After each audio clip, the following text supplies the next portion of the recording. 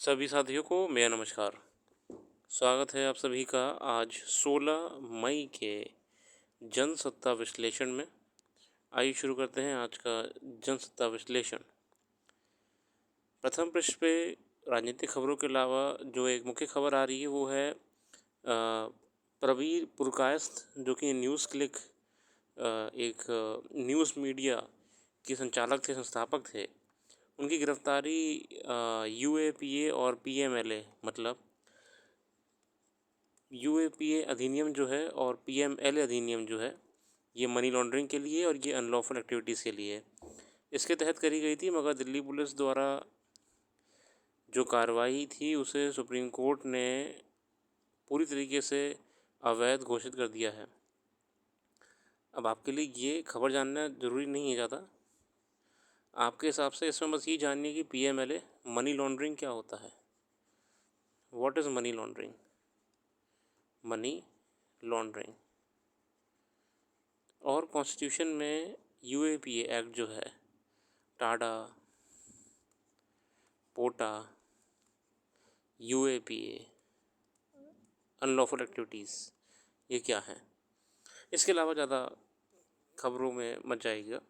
हम अपने लेख की तरफ पढ़ते हैं। संपादकीय में आज बात करी गई है बहुत ही ज़रूरी मुद्दे के ऊपर, और ये है युवाओं में बढ़ती आत्मघाती प्रवृत्ति। देखते हैं क्या बात कर रहे हैं इसमें। भारत के युवाओं में बढ़ती आत्महत्या की प्रवृत्ति न केवल सामाजिक चिंता का विषय बल्कि राष्ट्रीय सुरक्षा के लिए भी खतरा पैदा कर रही है। राष्ट्रीय अपराध रिकॉर्ड ब्यूरो की ताज़ा रिपोर्ट के आंकड़े भारत में आत्महत्या की गंभीर स्थिति की उजागर करते हैं। रिपोर्ट के अनुसार 22 में भारत में 1.71 लाख लोगों ने आत्महत्या 2022 में सबसे ज़्यादा सुसाइडल रेट रहा है।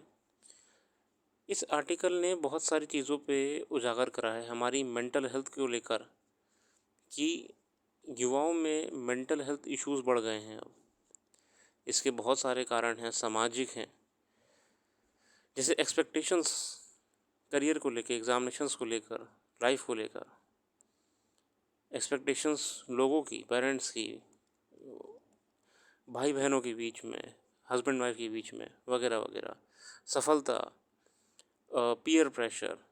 दूसरी बात है कि सोशल मीडिया के ज़्यादा बढ़ जाने के कारण इसका दुष्प्रभाव भी समाज में दिख रहा है, कि सोशल मीडिया में आजकल जो झूठी दुनिया दिखाई जाती है, जिसमें सिर्फ कामयाबी है, जिसमें सक्सेस है, हर कोई अपनी ज़िंदगी जी रहा है, बहुत सारे पैसे कमा रहा है, इसको देख के एक स्टिमुलस सा क्रिएट हो जाता है व्यूअर में, कि लोग ज़िंदगी इतनी अच्छी जी रहे हैं और मेरे पास ये कुछ भी नहीं है, मतलब कि मैं बेकार हूँ।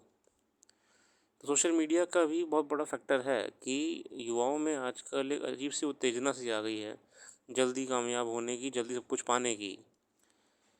यही कारण है कि कई कारणों में से ये वजह भी सामने आती है, ओवर एक्सपेक्टेशंस लाइफ।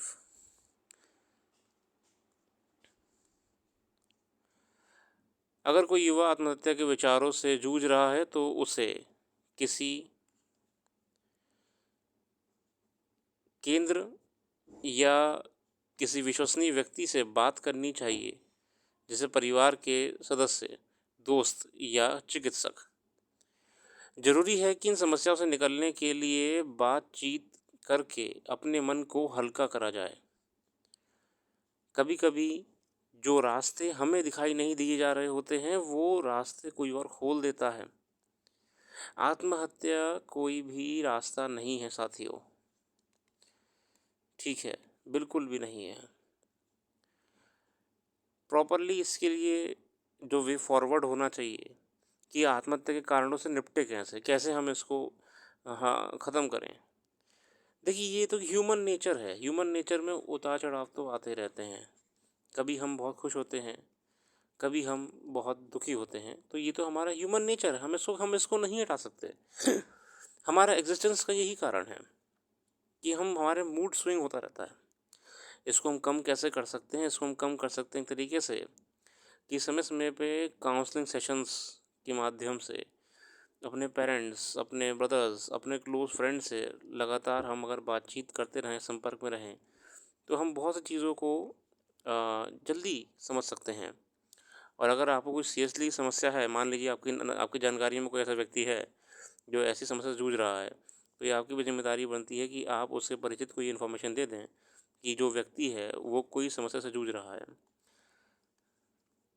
हो सकता है कि हम साइकोलॉजिकल सेशंस के माध्यम से या काउंसलिंग के माध्यम से उस व्यक्ति को एक सही रास्ते पे ले आ सकें। यही बात इस पूरे आर्टिकल में की गई है। युवाओं का जीवन अमूल्य है और उनके पास इस दुनिया को देने के लिए बहुत कुछ है। इसलिए चाहे परिस्थितियाँ कितनी मुश्किल क्यों ना हो, उन्हें उम्मीद की किरण कभी नहीं छोड़नी चाहिए और समस्याओं से हार ना मानकर बेहतर भविष्य के लिए प्रयास करना चाहिए। बहुत अच्छा लेख है, बहुत सारी बातें करी गईं। इस लेख में महँगाई का रुख, सरकार महँगाई पर काबू पाने के लिए कई वर्ष से प्रयास कर रही है, मगर इससे स्थिरता नहीं पा रही है। रिज़र्व बैंक ने खुदरा महँगाई 5% के नीचे रखने की मंशा से कई बार बैंक दरों में बढ़ोतरी की और अभी तक वह उनमें कटौती करने के बारे में सोच भी नहीं पा रहा। खुदरा महँगाई पिछले महीने बढ़कर 7.74% पर पहुंच गई है। रिटेल प्राइस हम बात कर रहे हैं, कंज्यूमर प्राइस इंडेक्स। देखिए, मल्टीपल फैक्टर्स होते हैं, उनको लेके महंगाई का असर पड़ता है। बाकी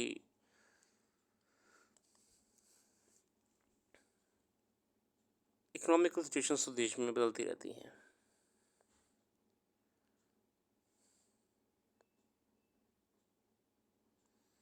आगे आते हैं।